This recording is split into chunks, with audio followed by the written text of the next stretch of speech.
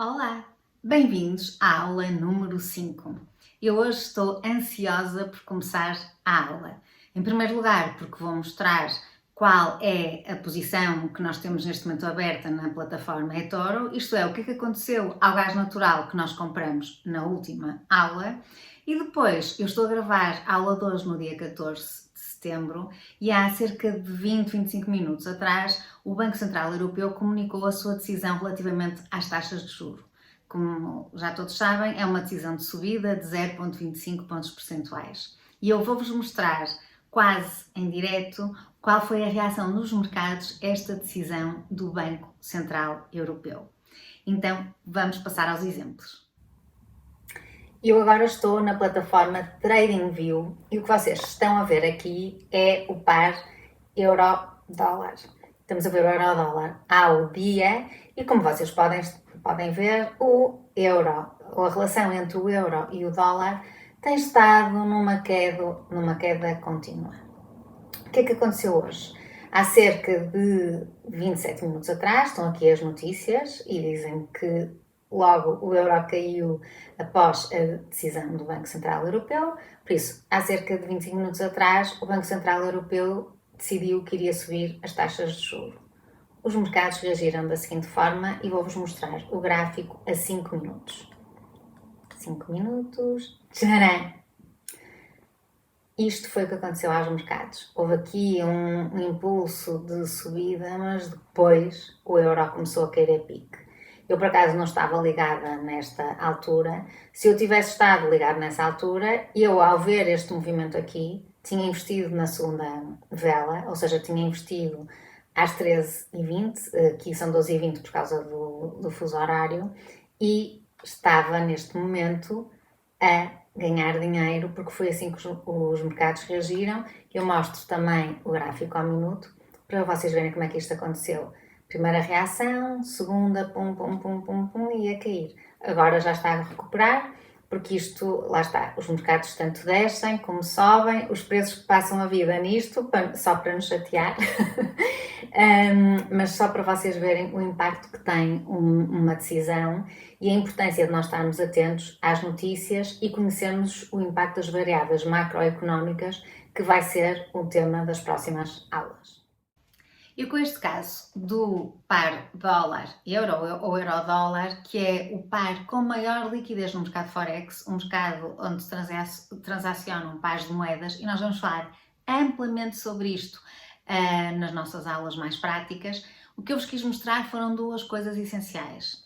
A primeira é que o risco é real, o risco existe e por isso eu tenho que adotar medidas que me protejam de oscilações destas. Por acaso aqui no euro-dólar o mercado estando em queda, se eu tivesse uma posição aberta no sentido da descida de preço, eu era apanhada pela onda de uma forma positiva e estava a ganhar dinheiro, mas também podia acontecer que eu achasse que ou a decisão do Banco Central Europeu ia ser de subir as taxas de juro e isso ia impactar positivamente o euro, ou eu achar que a decisão ia ser manter as taxas de juros e isso também ia impactar positivamente o euro. Eu podia ter todas estas conjunturas na cabeça e estar completamente errada. O que é que eu posso fazer ou o que é que eu tenho de fazer para evitar que essas conjecturas sejam desfavoráveis ou irrealistas ou que configurem aquilo que os ingleses chamam de wishful thinking? Pensarmos que as coisas vão correr como nós achamos que elas vão correr. Basicamente é isto.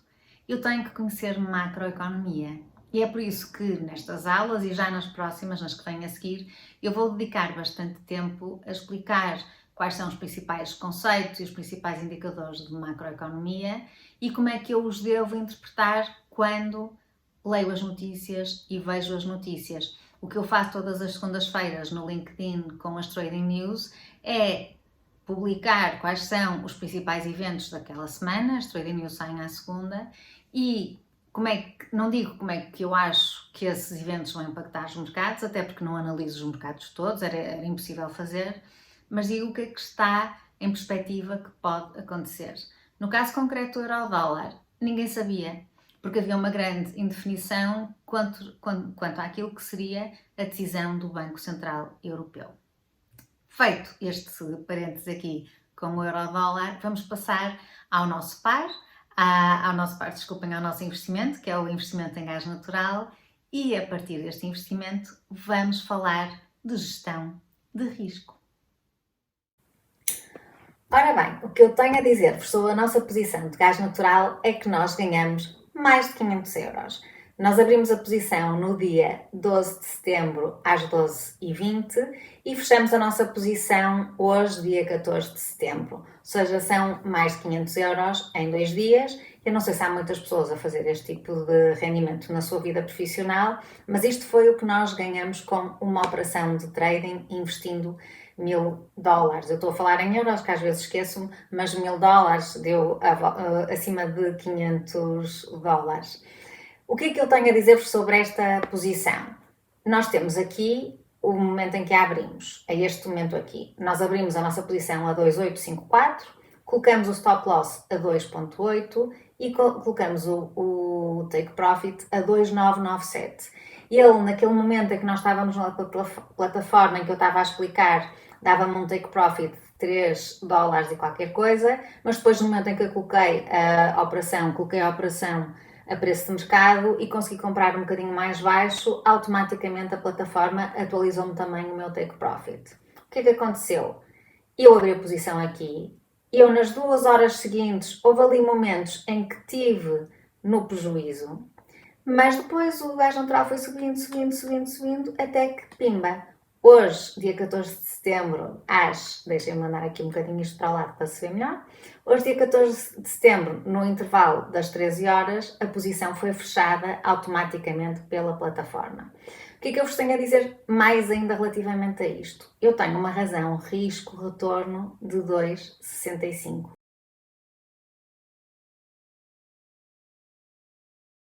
O objetivo foi sempre que o meu potencial de lucro fosse pelo menos o dobro do meu potencial de perda.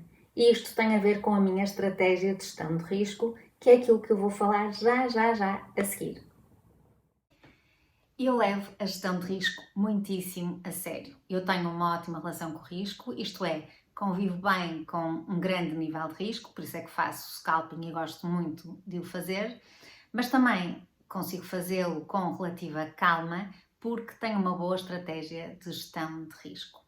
E porquê é que é necessária esta gestão de risco ou o que é que nos coloca muitas vezes em posições de risco que nós depois nos sentimos quase incapazes de controlar? A primeira coisa é a abertura de posições demasiado grandes. Eu não sei se vocês se recordam, na aula anterior, se não se recordam vão ver. A eToro, quando eu estou a fazer uma simulação na conta virtual, sugere-me automaticamente que eu invista $10.000. $10.000 são 10% do capital total que eu tenho para investir. Eu disse logo que isso era um disparate. Por isso, há pessoas que, ou distraídas, ou então porque ainda têm uma relação com o risco muito mais aventureira do que a minha, dão tudo, colocam as fichas todas ou quase todas numa posição só. Isso significa que, se perderem dinheiro, estão a dar uma grande facada na sua carteira total. Por isso, a primeira coisa é colocar demasiado dinheiro numa posição. A segunda coisa é entrar numa posição demasiado tarde. E aqui tenho que fazer um parênteses para falar de uma outra emoção que interfere imenso com o trading. Eu presumo que vocês já ouviram falar da expressão FOMO, Fear of Missing Out. Esta expressão foi cunhada inicialmente para designar aquele medo que nós temos quando estamos nas redes sociais e quando estamos permanentemente interconectados com outras pessoas, de perder alguma coisa das suas vidas ou elas perderem alguma coisa da nossa vida, mas a verdade é que este medo de ser deixado de ficar para trás também acontece no trading. E o medo é das emoções mais prejudiciais que nós temos no trading. Quando é que esse medo acontece? Quando eu vejo que um determinado ativo está a ter uma valorização sucessiva ou uma desvalorização sucessiva, e o facto de haver essas velas constantes verdes para cima ou essas velas constantes vermelhas para baixo, significa que todos os traders ou que a maior parte dos traders estão a colocar uma posição no mesmo sentido. E eu então, como imagino que aquelas pessoas que investiram estão todas a ganhar dinheiro, eu começo a ficar com medo. Epá, eu não entrei neste negócio, perdi aqui uma grande oportunidade. Eu vou-vos dizer, eu no dia 12, quando abri a posição do gás natural para fazer a simulação daquela operação, abri na conta virtual, não abri uma para mim numa conta real, na minha conta real. E senti um bocadinho de FOMO, porque entretanto realmente o gás natural começou a valorizar. Eu até podia ter aberto a posição mais tarde e não a abri, porque o FOMO para mim tanto funciona como ter medo de não fazer ou como ter medo de fazer tarde demais, por isso não investi. E depois hoje, quando cheguei do almoço e vi que a posição já tinha atingido o objetivo de lucro, eu, bolas, podia ter ganho dinheiro também a sério para mim própria, em vez de estar aqui a ganhar dinheiro a brincar. Este FOMO existe e é um dos medos reais e é uma dos grandes dilemas que nos afeta em termos de gestão de risco. É nós vemos as outras pessoas todas, ou por sentirmos que o mercado todo está a seguir um determinado rumo, nós não seguimos esse rumo e por causa disso ficamos com medo de ficar de fora e quando entramos é tarde demais. Porquê? Porque tudo o que sobe desce, tudo o que desce sobe e há de haver uma vela que é a última vela em que era possível investir a ganhar dinheiro e às vezes pode-nos acontecer do nosso timing ser tão errado que entramos nesse momento na última oportunidade em que havia para ganhar dinheiro. Falamos de investimentos demasiado grandes, falamos de entrar demasiado tarde, e a propósito disto falamos do FOMO, e também há outra coisa que é o risco de nós sairmos demasiado tarde ou até sairmos demasiado cedo. Isto tem a ver com não termos um take profit ou não termos um stop loss. E muitas vezes quando temos o take profit, o que é que pode acontecer? Por exemplo, eu deixei o take profit do Natgas aberto. Deixei esse take profit sempre a funcionar. Mas se eu estivesse ligado naquele momento em que o gás natural começou a subir, eu estaria tentada a puxar também para cima o meu take profit devido à ganância de querer ganhar mais dinheiro. O que é que ia acontecer? O gás natural realmente fez um pico muito alto, mas eu quando estou a ver as coisas no momento nunca sei se aquele vai ser o pico mais alto, não é? Pode vir sempre um pico mais alto a seguir. E se eu não tivesse fechado a minha posição naquele momento, não é que eu fosse perder dinheiro, porque felizmente não perdia, mas perdia a oportunidade de ganhar mais dinheiro. Agora, o que é que nos pode acontecer? Pode acontecer que a tendência reverte e eu tinha ali uma janela de oportunidade para fechar a minha posição com uma perda mínima e não o faço e vou perdendo dinheiro até já ser tarde demais. O exemplo que eu também dei com as ações da Google na aula passada, vão lá atrás ver. Eu quando abri a posição em fevereiro, eu estive ali 2 meses a perder dinheiro. Podia dar-se o caso de fecha a posição, Paula, porque tu vais perder ainda mais dinheiro, ou então aguenta e morde a bala, porque isto ainda vai reverter. Há um risco. E a gestão de risco realmente é a coisa mais difícil de se fazer quando estamos a fazer trading. A gestão de risco não é das coisas mais difíceis de fazer porque é rocket science. Antes, pelo contrário, é muito mais difícil dominar todas as técnicas de análise de gráficos. A dificuldade que está em fazer a gestão de risco é que quem tem que a fazer somos nós próprios. E nós somos peritos em fixar objetivos e depois alteramos esses objetivos a meio do percurso. Ou então temos assim objetivos que são tão vagos que é muito fácil esquecermos deles. Eu vou dar um exemplo que não tem nada a ver com trading. Imaginem que vocês querem emagrecer e vão fazer uma dieta. Uma coisa é começarem a dietar e querem perder peso. Isso não é objetivo nenhum. Como há uma frase muito célebre, não sei de quem, que diz um objetivo sem um plano é só um sonho. Isso é só um sonho. Não tem uma métrica, não tem um método.